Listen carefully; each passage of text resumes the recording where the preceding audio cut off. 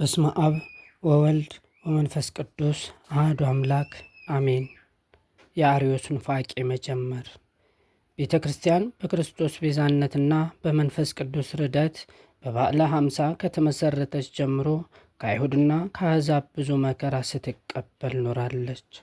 በክርስቲያኖች ላይ የአዋጅ ዘመቻ ያካሄዱትና ከባድ ክንዳቸውን ያሳረፉት የሮማ ቄሳሮች ማለፋቸው ባይቀርም በየዘመናቸው ዘግናኝ ስቃያትን ፈጽመዋል።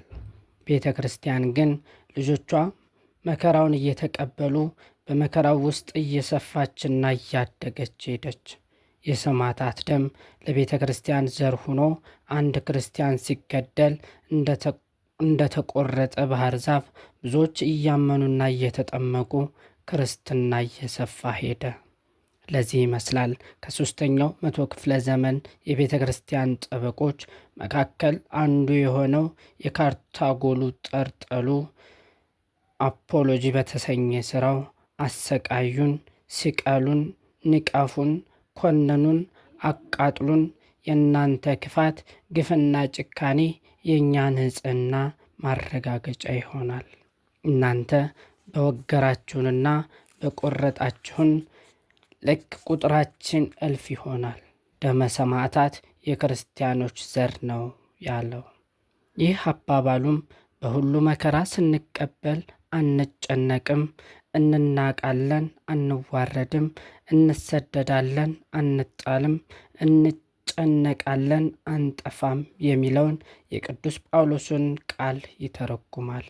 ሌሎች ምንጮችም ይህን በማጠናከር ሞት ምንም አይደለም፣ ክርስቶስ ተነስቷልና የሰማዕታት ዕረፍት በቤተ ክርስቲያናችን የሚከበረው እንደ ልደት ቀናቸው ነው፣ በዚያች ዕለት ለዘላለማዊ ሕይወት ተወልደናልና ብለዋል።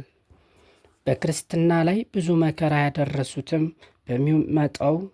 በሚመጣው ሕይወት የሚያገኙት ጽኑ ፍርድ እየተጠበቀ ሆኖ በዚህ ዓለምም ሳይቀር ለመቀጣጫ የሆኑ ዘንድ ብዙዎች የእጃቸውን እያገኙ በመከራ ተሰናብተዋል። ለምሳሌ ያህልም ቅዱስ ጴጥሮስን፣ ቅዱስ ጳውሎስንና ብዙ ክርስቲያኖችን በግፍ ያሰቃየውና የገደለው ቄሳር ኔሮን ራሱን በራሱ አጠፋ።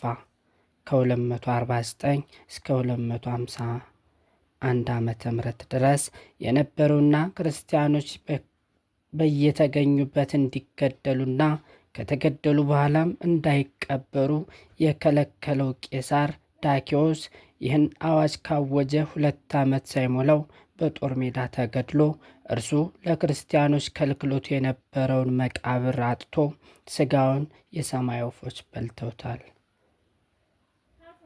ቫሌሪያን የተባለው ሌላኛው ቄሳርም እንዲሁ በክርስቲያኖች ላይ ከባድ መከራ ያደርስና ብዙ ደም ያፈስ የነበረ ሲሆን ከፈራሶች ጋር ሲዋጋ ተማርኮ የፋርስ ንጉሥ ሳፖር በጣዖት ቤት ውስጥ አስሮ አስቀምጦ ከበቅሎ ሲወጣና ሲወርድ ቫሌሪያንን አስጎንብሶ የእርሱን ጀርባ እየረገጠ ነበር።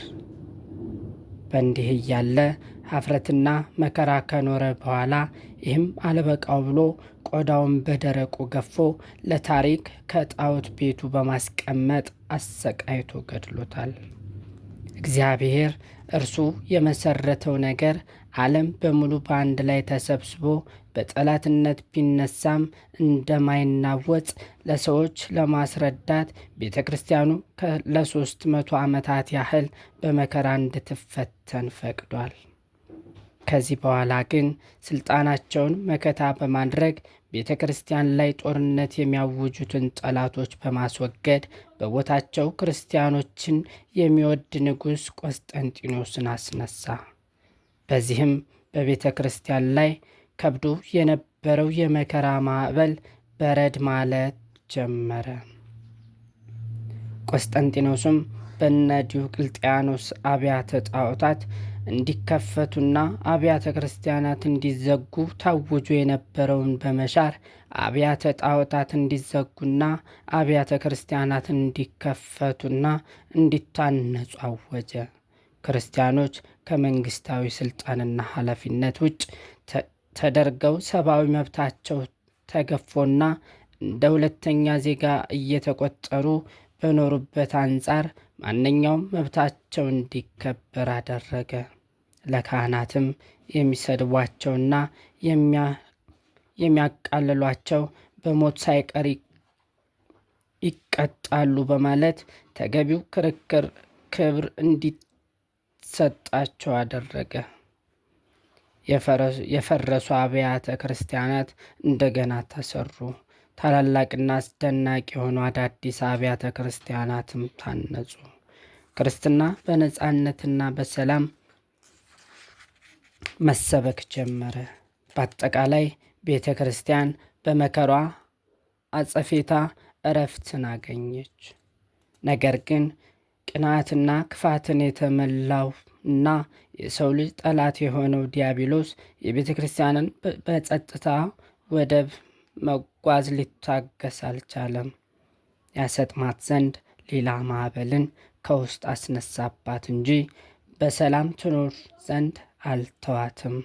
በተለይም ዲያብሎስ ለ300 ዓመታት ያህል ቤተ ክርስቲያንን ከውጭ በሚያወጣው መከራ ሊያሸንፋት ስላልቻለ አሁን ማዕበሉን ከውስጥ ሊያስነሳ አሰበ። ለዚህ የተንኮል ሁከት መሳሪያ የሚሆነው ሰው ለማግኘት አልተቸገረም።